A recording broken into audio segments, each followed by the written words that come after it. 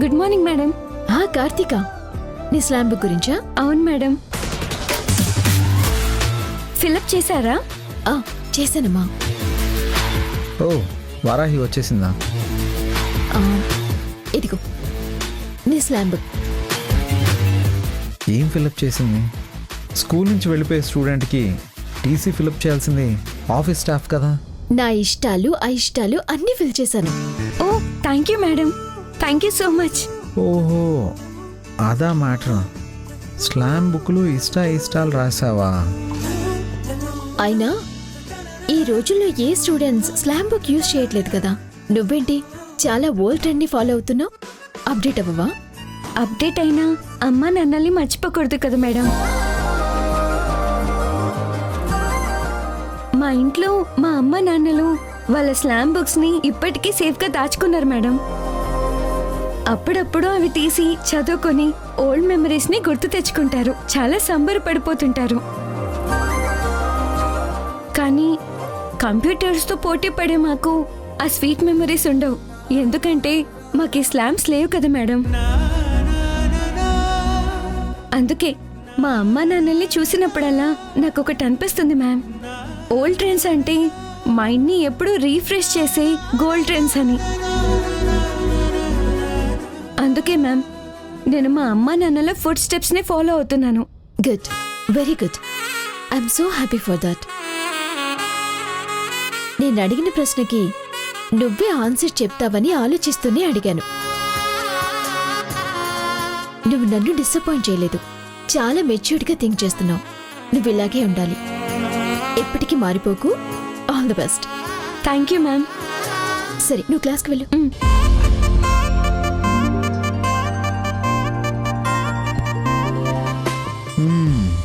వారాహి, నీ ఇష్టాలు స్లామ్ బుక్లో రాసిచ్చావా? ఓకే.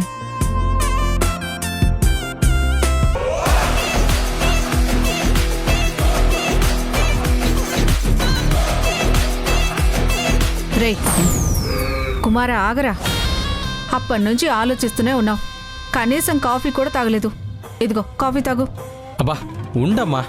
ఎరా, ఏదైనా ఒక్క ఐడియా అయినా వచ్చిందా? డీల్ షో చేయాలంటే మామూలు విషయమా? దానికి ఎంత స్ట్రాంగ్గా ఆలోచించాలో తెలుసా నీకు? రే, నువ్వు ఇంకా ఆలోచిస్తూనే ఉన్నావా? నేను వెళ్ళి విక్కీని విష్ చేసి వచ్చాను. నువ్వు మాత్రం వెళ్ళినప్పుడు ఎక్కడున్నావో ఇప్పుడు కూడా అక్కడే ఉన్నావు. నేనేం ఒకచోటే లేను నాన్న, అటు ఇటు తిరుగుతూనే ఉన్నాను కదా. ఇది నీ బ్రెయిన్. రే, నీకు విషయం చెప్పనా? నువ్వు చెప్పినా చెప్పకపోయినా నేను ఆలోచిస్తూనే ఉంటాను. అలాగేలే గాని నువ్వు హాసిని ఎలా దెబ్బ కొట్టాలి, పార్టీని ఎలా చెడగొట్టాలా అని పెద్ద పెద్ద ప్లాన్లు చేయాలనుకుంటున్నావు కదా. అవును, నీకెలా తెలుసు? నిన్న రాత్రి నుంచి ఆలోచిస్తున్నా. నీకు ఒక్క ఐడియా కూడా రాలేదంటే నువ్వు ఖచ్చితంగా ఏదో పెద్ద ప్లాన్ గురించి ఆలోచిస్తున్నావని నాకు బాగా అర్థమైంది. అబ్బబ్బబ్బబ్బబ్బబ్బబ్బా, నువ్వు సూపర్ నాన్న. భలే తెలుసుకున్నావు నాన్న. చూసావమ్మా నాన్నగారి సినిమా తెలివితేటలు. రే, నువ్వు అనవసరంగా కష్టపడి అంతగా ఆలోచించొద్దురా. ఏ? ఎందుకంటే నీది మట్టి బుర్ర. నీ మట్టి బుర్రతో నువ్వు పెద్ద పెద్ద ప్లాన్లు ఆలోచిస్తే అవి అస్సలు జరగవురా. ఓ బర్త్డే చెడగొట్టడానికి అంత పెద్ద ప్లాన్లు అవసరం లేదు. అందుకే సింపుల్గా చాలా చిన్న ప్లాన్ ఏదన్నా ఆలోచించు. ఏ ఐడియా రాలేదనుకో, ఏదైనా సీరియల్ చూడు, ఈజీగా ఐడియా వచ్చేస్తుంది. సరేనా? ఓకే నాన్న, నువ్వు వెళ్ళు. దీని గురించి బాగా ఆలోచించి ఒక నిర్ణయానికి వస్తాను. రే, నిన్ను ఇటు చేయాలంటే నేను చాలా కష్టపడాలరా. అమ్మా, నాన్నేంటి చాలా కష్టపడాలని ఎలా అంటున్నాడు? పట్టు. నీకు అర్థమై ఉంటే మనం ఎప్పుడో బాగుపడేవాళ్ళం.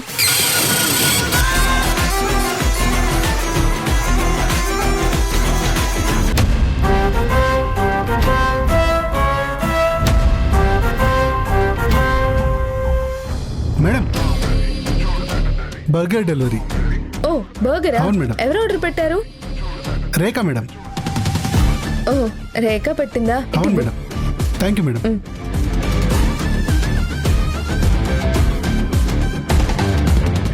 ఈ బర్గర్ తో రేఖకి కొంచెం మంట పెంచాలి.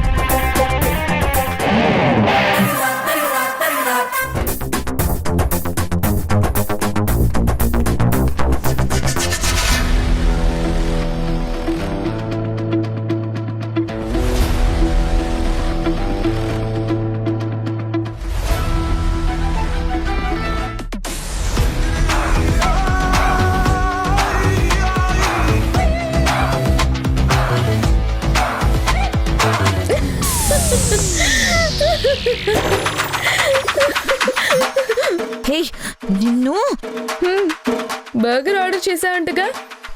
నేను ఆర్డర్ ఇచ్చింది నువ్వెందుకు తీసుకున్నావు? వాడొచ్చాడు, ఇది ఇచ్చాడు, వెళ్ళాడు. వద్దంటే చెప్పు, తీసుకెళ్లి బయట పడేస్తా. నేను ఆర్డర్ పెట్టింది పడేయడానికి నువ్వెవరు? నా మూతి కోతిలా ఉందని నవ్వుతున్నావు కదూ? ఇది తిన్నాక నీ పని చెప్తాను. ఏడ్సాల కానీ కోతి మూతేసుకొని తిను.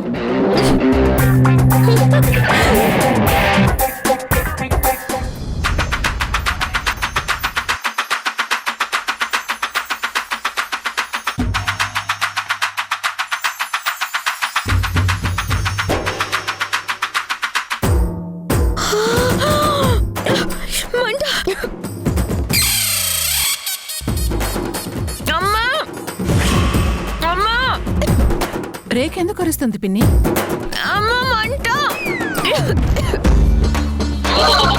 ఎందుకో ఏంటో పద చూద్దాం.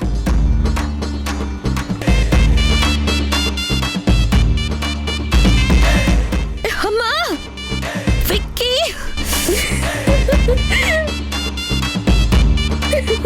రేఖ నీ ఫేస్ అమ్మా అచ్చం కోతిలా ఉంది.